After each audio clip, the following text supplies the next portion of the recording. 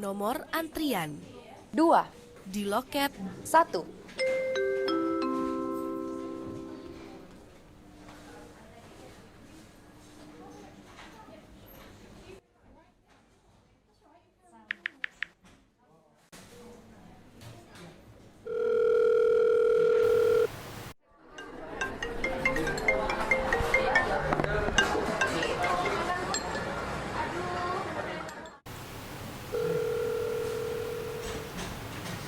Halo, Halo Kak, kamu lagi di mana, Dek?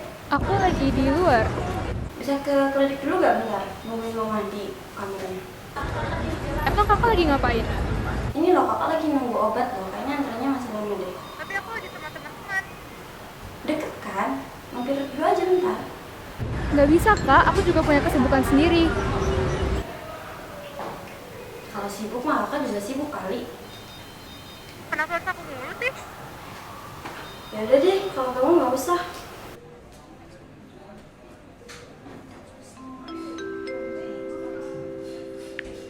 nomor antrian 10, di loket 1.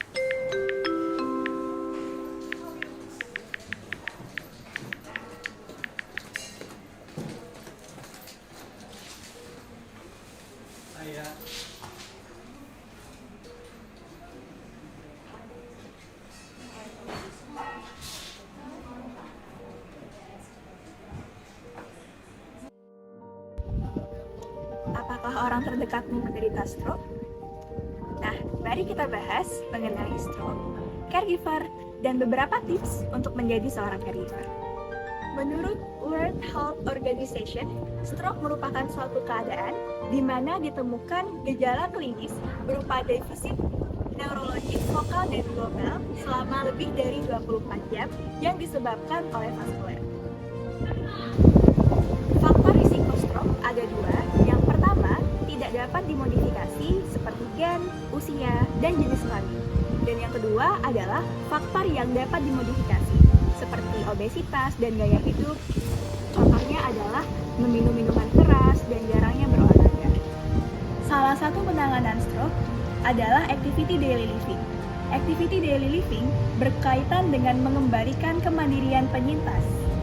Nah, di sini diperlukan peran caregiver untuk membantu penyintas dalam menjadikan aktivitas mereka seperti aktivitas keseharian mereka agar dapat dilakukan secara mandiri. Tidak hanya sebagai pemenuhan kebutuhan dasar untuk membantu para penyintas stroke, caregiver juga memiliki peran penting lain, seperti melakukan pemantauan kesehatan termasuk dalam asupan nutrisi dan penggunaan obat-obatan dari penyintas stroke. Selain itu, dukungan psikologis juga diperlukan untuk penyintas stroke dengan memberikan afeksi kepada mereka. Pada intinya, seorang caregiver memiliki tanggung jawab yang tidak mudah. Tuntutan emosional dan fisik tidak luput kita alami ketika menjadi seorang caregiver. Oleh karenanya, sebelum merawat orang lain, kita perlu memperhatikan kondisi diri dan memastikan bahwa kita siap secara fisik maupun emosional dalam mendampingi orang terdekat kita yang mengalami stroke. Wajar apabila kita merasa lelah dan stres selama menjadi caregiver. Maka, berikut beberapa tips yang bisa dilakukan sebagai seorang caregiver. Untuk tips yang pertama, kita bisa melakukan me time sederhana yang konsisten.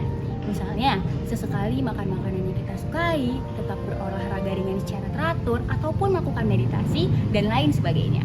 Hal ini bisa menjadi coping mechanism kita sebagai bentuk rasa sayang dan peduli pada diri kita sendiri. Kemudian, kita juga bisa bergabung ke kelompok ataupun komunitas pendukung sesama caregiver stroke. Hal ini bisa membantu kita mendapatkan saran ataupun masukan yang dibutuhkan untuk permasalahan yang sama, serta saling menyemangati satu sama lain. Lalu, untuk menjaga hubungan dengan anggota keluarga lain yang sesama caregiver, kita bisa menumbuhkan perasaan saling berdaya dan saling bersandar. Seperti bahu-membahu untuk bergantian saling menguatkan ketika ada anggota keluarga yang mulai merasa burnout sebagai caregiver. Kemudian, apresiasi sederhana bisa saling diberikan untuk menjadi penguat satu sama lain. Katakan pada diri sendiri dan anggota keluarga lain bahwa kita semua sudah melakukan yang terbaik. Apresiasi sederhana seperti ini bisa meningkatkan perasaan berharga dan hubungan yang baik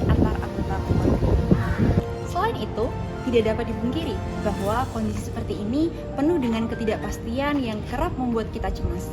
Kita perlu belajar untuk menerima dan menyadari bahwa tidak semua keadaan bisa berada dalam kendali kita.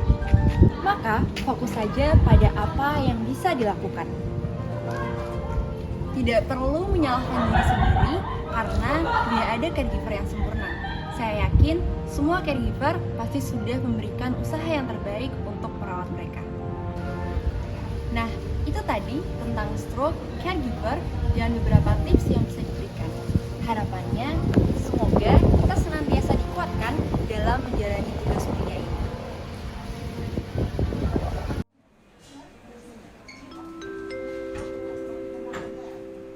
Nomor antrian 15.